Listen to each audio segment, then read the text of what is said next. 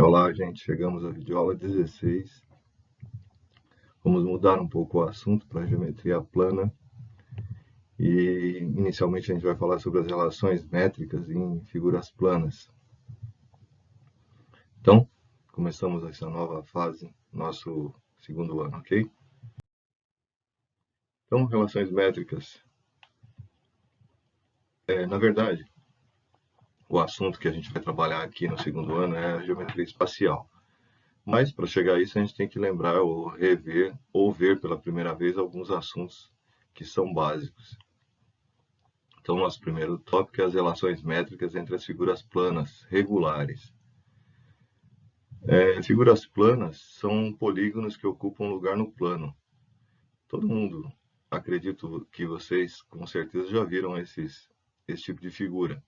Quadrado, triângulo, retângulo, círculo, trapézio, hexágono, pentágono, paralelogramo, losango. Essas figuras que têm mais de dois lados são chamadas de polígonos. Agora a gente vai ver o que é um polígono inscrito e um circunscrito. Bom, primeiro a gente vai entender então o que são polígonos regulares inscritos e circunscritos. Polígono regular que tem os lados todos iguais, do mesmo tamanho, e os ângulos também do mesmo tamanho. Então, um exemplo, quadrado, os ângulos são de 90 graus e os lados são do mesmo tamanho.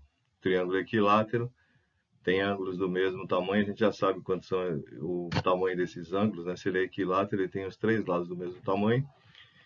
E os ângulos são de 60 graus, porque a soma dos três dá 180, que a gente já viu. Já um retângulo, ele é uma figura irregular, porque apesar dos ângulos terem os quatro de 90 graus, os lados são diferentes.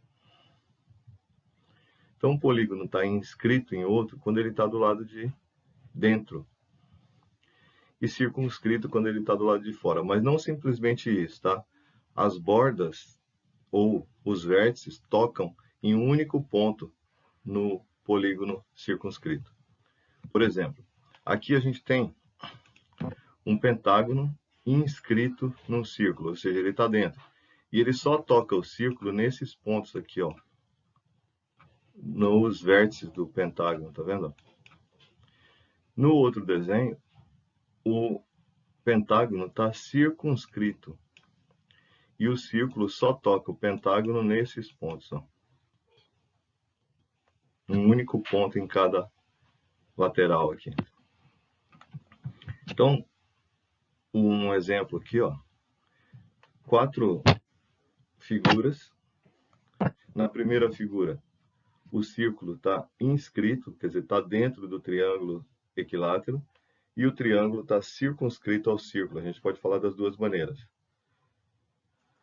O círculo está inscrito, no caso aqui do hexágono, e o hexágono está circunscrito ao círculo. Nesse caso, o quadrado está circunscrito ao círculo e o círculo está inscrito no quadrado. Aqui, o círculo está inscrito no octógono ou o octógono está circunscrito ao círculo. Quer dizer, a gente pode usar a mesma figura e dar duas interpretações. O que está dentro está inscrito, o que está fora está circunscrito.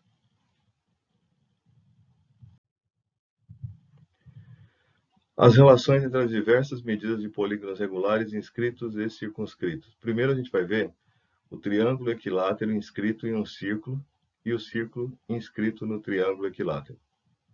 Ou o contrário, né? O triângulo inscrito, o círculo circunscrito, ou o triângulo circunscrito e o círculo inscrito.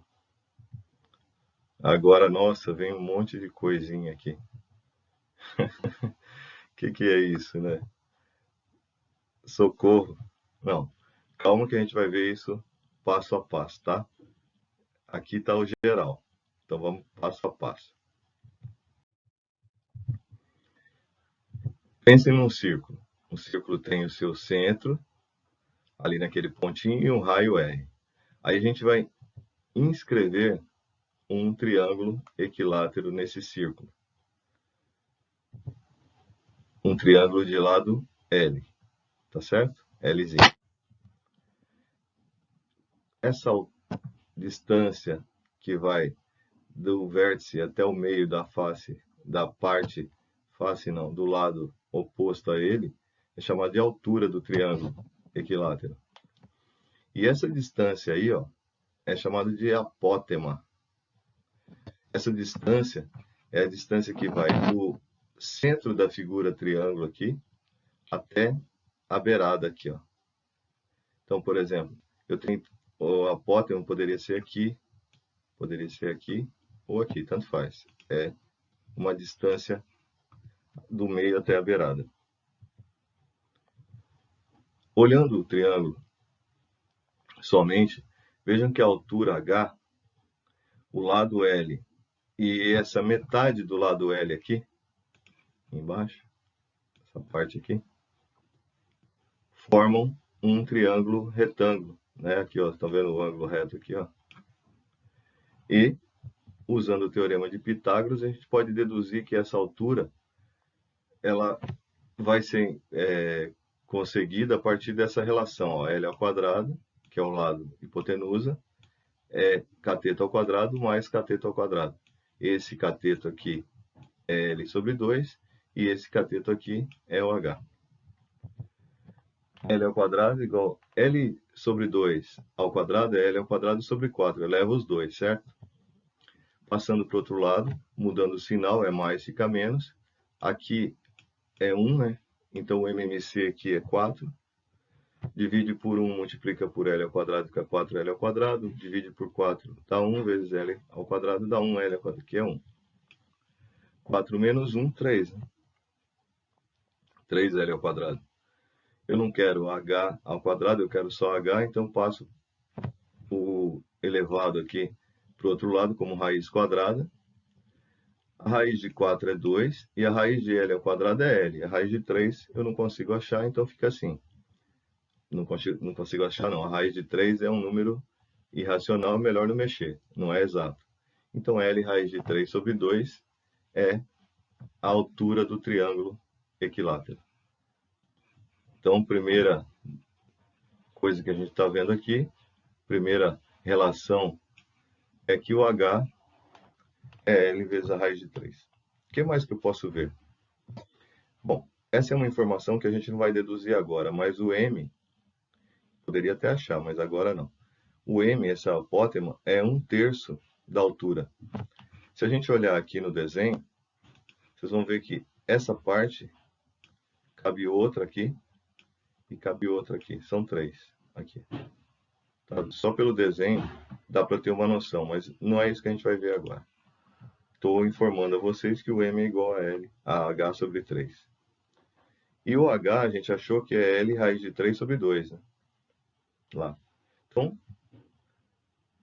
como aqui, ó, embaixo do 3 é 1, são frações, eu conservo a de cima e multiplico pela de baixo invertida. Fica L raiz de 3 sobre 2 vezes 1/3, que vai dar L raiz de 3 sobre 6. Então, M, em relação ao lado do triângulo, é L raiz de 3 sobre 6.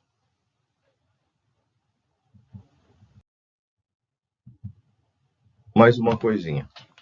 Agora eu vou separar, ainda do mesmo desenho, tá? Esse triângulo aqui, ó, que tem o M, o R e o lado pela metade. Pelo teorema de Pitágoras, o R ao quadrado, que é a hipotenusa, é L sobre 2 ao quadrado mais M ao quadrado. Lembrando que a gente viu agora há pouco que o M vale L sobre a raiz de 3 sobre 6.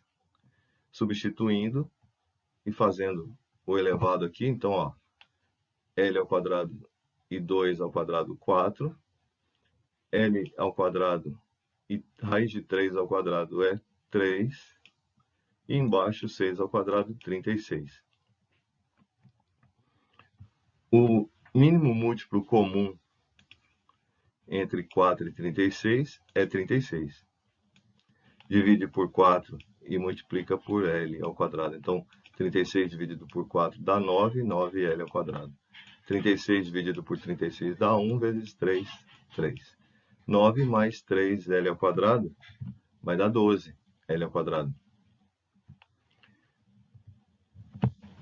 R ao quadrado, ficou só R, porque eu quero a relação entre o raio e o lado. A raiz quadrada de 12 para 36. Se você fizer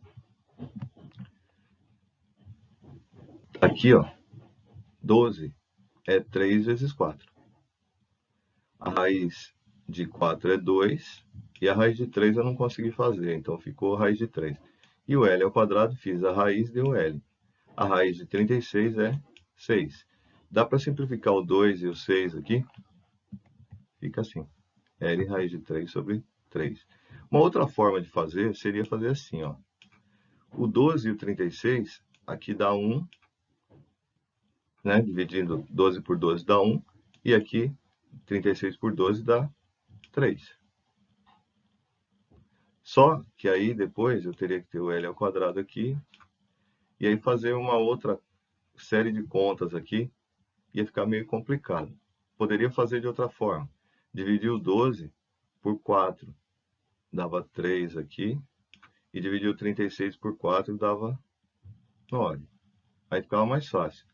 Quando eu tirasse o 2 daqui e passasse para cá como raiz, ficava a raiz de 3, L ao quadrado sobre 9. Raiz de 3 não dá para fazer, raiz de L ao quadrado é L, e raiz de 9 é 3. E estaria resolvido. Tá? Então, não é uma única forma de fazer, eu fiz aqui, deixei pronto. Para nós, na verdade, a gente não vai ficar fazendo isso para sempre. A gente vai utilizar as relações. Então, a relação R igual a L raiz de 3 sobre 3 é esse lado e essa medida do raio. A relação entre eles é essa. O que mais? Se o L é L raiz de 3 sobre 3, eu posso fazer o contrário, né? Passo o 3 multiplicando aqui, né? Que o 3 está dividindo, vem para cá multiplicando, fica 3R. Passa a raiz de 3 dividindo, fica 3R sobre a raiz de 3 igual a L. Faço a multiplicação, raiz vezes a raiz de 3 em cima e embaixo. Fica assim, né? 3R raiz de 3 sobre 3, cancelo 3. L é igual a raiz de 3, a R vezes a raiz de 3. Ou seja, esse e esse são as mesmas, só que invertido. Aqui é L em função de R e aqui é R em função de L. Então, por último, R ao quadrado igual a L ao quadrado mais M ao quadrado. É esse aqui. Tá? O mesmo daqui. Ó. Só que agora eu vou fazer em função de M. Ok? Fiz o quadrado. Lembrando que L, esse Lzinho aqui, vale R raiz de 3, eu substituí aqui, ó. R ao quadrado vezes 3, né? Dá 3R ao quadrado. O 4 que estava embaixo, aqui, veio para cá multiplicando. Vou passar esse número para cá, fica menos, né? 4R ao quadrado menos 3R ao quadrado vai dar 1R ao quadrado, que é igual a 4M ao quadrado. R é raiz quadrada de 4M ao quadrado. R vale 2M. Então, lembrando aquilo que eu falei agora há pouco, lembra que eu falei que aqui tinha uma parte, outra parte, assim, 1, 2, 3. Veja essa distância aqui, ó, ela é o raio, né? Então, 2M's aqui valem 1 raio. Como eu tinha falado lá anteriormente, 2M vale 1 raio. Tá?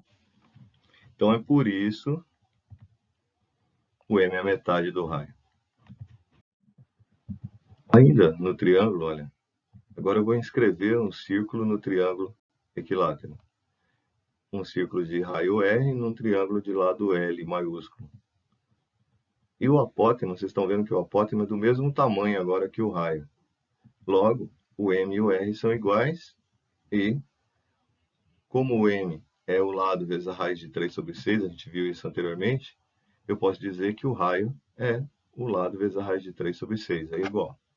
Nesse caso, quando o círculo está inscrito no triângulo. A altura H, a gente viu também que é o lado vezes a raiz de 3 sobre 2. Se eu multiplicar os dois lados do igual por 1/3, fica h sobre 3 igual a L raiz de 3 sobre 6.